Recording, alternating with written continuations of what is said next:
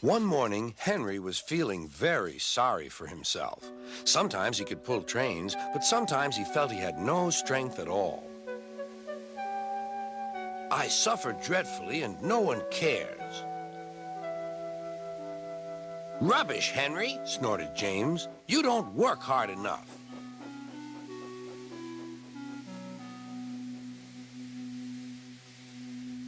Sir Topham Hatt spoke to him too. What's wrong with you, Henry? You have had lots of new parts and new paint, too, but they've done you no good. If we can't make you better, we must get another engine instead of you to do the work. This made Henry, his driver, and fireman very sad. Sir Topham Hatt was waiting when Henry came to the platform. He had taken off his hat and coat and put on overalls. Henry managed to start, but his fireman was not satisfied. Henry is a bad steamer, he said to Sir Topham Hatt. I build up his fire, but it doesn't give enough heat.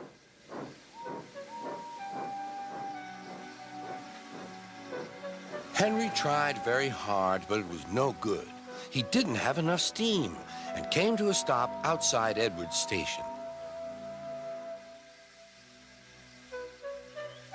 Oh, dear, thought Henry.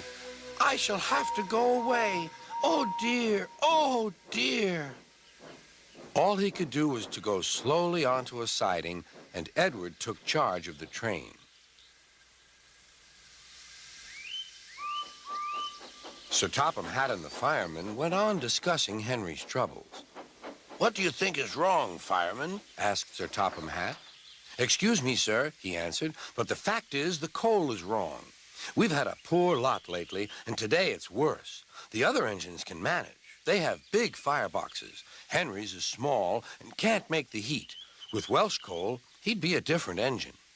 It's expensive, said Sir Topham Hatt, but Henry must have a fair chance.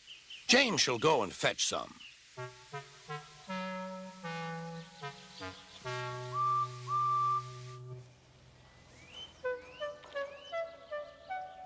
When the Welsh coal came, Henry's driver and fireman were excited. Now we'll show them, Henry, old fellow.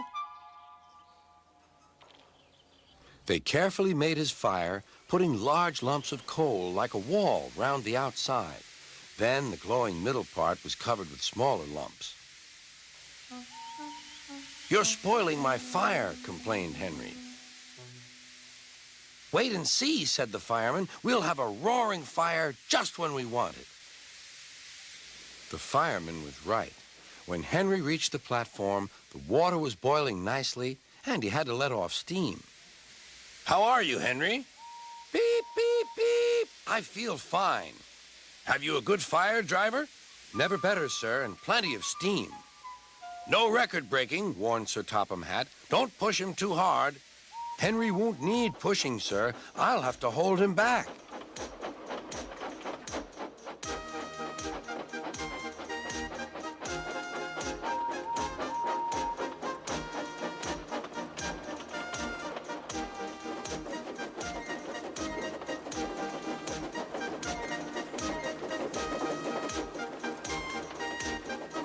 Henry had a lovely day.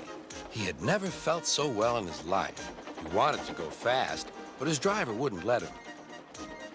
Steady, old fellow, he would say. There's plenty of time. They arrived early at the station. Thomas puffed in.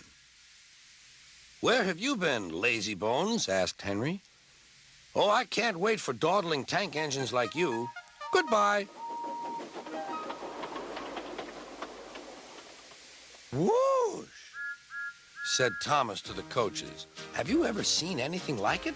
Both Annie and Clarabelle agreed that they never had.